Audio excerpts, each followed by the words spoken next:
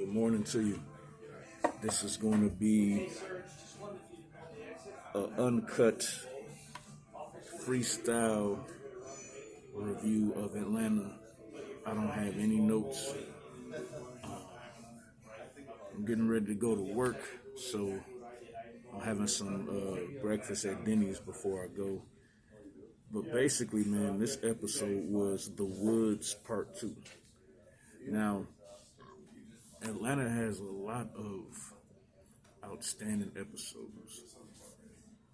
Most people say Teddy Perkins is the best one, when Donald Glover basically impersonated a version of Michael Jackson. Then you have Alligator Man, which was the first time we ever saw Cat Williams doing dramatic acting, and he won an Emmy. Cat Williams won an Emmy for that. But I would say the episode that kind of really stands out, is The Woods. That's when Paperboy was dealing with a girl, and I guess they used to mess around, but she kind of popped back into his life because she had kind of blown up the Instagram, all that stuff. And she considers herself an influencer now. And she, even though they used to smash before, she wanted Paperboy to fake date her. And Paperboy was like, well, what am I getting out of it if we're not going to really date? And she said, well, we can have sex every now and then too, if you want to, but we don't really have to. We doing this for our brands. And Paperboy felt that that's fake. And he prided himself on not being fake. And I think the whole concept of that particular episode is she was trying to tell him, being fake doesn't have anything to do with it. Your whole concern should be to increase your value, to make your brand stand out more. And he ends up getting confronted by some black boys, some younger boys. Basically, what are you doing out here walking by yourself? And then they try to beat him up. He very courageously turns one of their wrists around, is trying to shoot the gun at him, and headbutts the dude. And the dude is like on the ground shaking, still busting the gun. That he got rocked so bad by Paperboy. But then he runs into the woods, and then he meets what I believe to be the personification of his conscience. And his conscience tears him a new butt. Just tells him exactly how it is and makes him even cry. And he is so thankful to get out of those woods.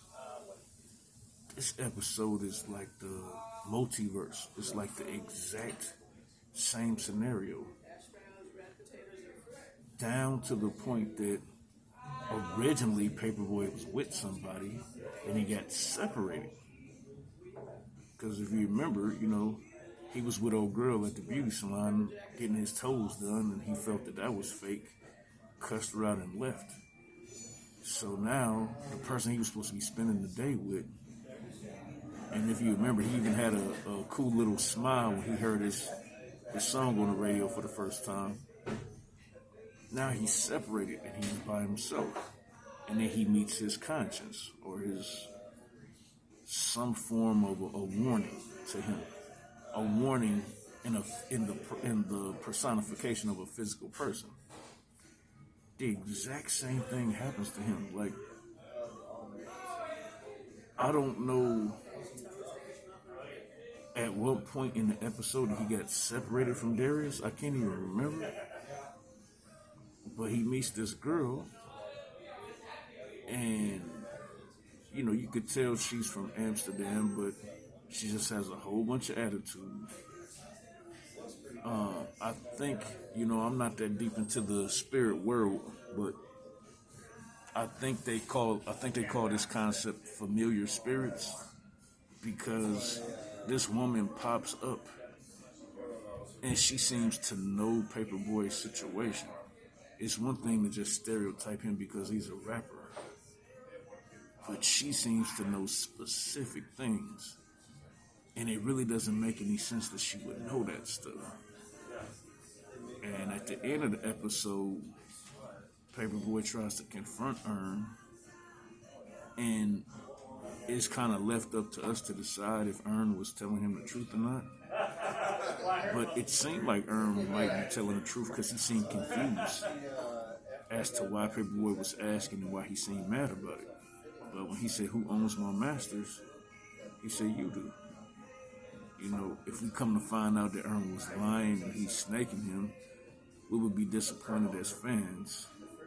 But I think this episode was real deep. The most powerful part is when Darius and Darius and Paperboy are walking in Amsterdam, and they see somebody with a goofy Walt Disney Goofy hat shaking, and Paperboy kind of stops, and he can't see who it is. And when he stopped to even try to help him, Darius said, "No, man, he's just a tourist. Like, don't pay him no attention." And then, ironically, the same thing happens to a rat on the ground, and we're not sure if the rat is dead or not, but the rat is definitely on the ground, like going through some type of misery, and the rat is almost shaking the same way that the guy, you know, in the alleyway was shaking. But the most powerful part of the film is we find out that was Paperboy himself shaking, and he was seeing himself in an out-of-body experience, because just like the movie Get Out, this mysterious woman / familiar spirit just told him, "You can't feel your legs right now." And then, like, once again, Atlanta just turns into funny social commentary to like a horror movie. And just like the movie Get Out, he was paralyzed. And I think this woman represents the music industry. You know, I get real tired of all the videos because it makes it seem like anybody that's successful, the devil is involved. It's Illuminati. If somebody makes it as an actor or a rapper, singer, oh, they sold their soul. And that's kind of weak to me. But I will say, of all the industries in particular, rap music does seem to have some type of evil presence to it in terms of the behind the scenes. And I think that woman represented that. And a lot of people that cover Atlanta have been saying two things this year. They've been saying that Paperboy will die. I don't know why everybody keeps thinking that. And they also keep saying they think he's going to quit music. And I think this episode was definitely an indication that if he ain't gonna quit music, he gonna give it a lot of thought. Alright, man, hope y'all enjoyed my review. Jay Spruill, movies, music, sports, and life. We out.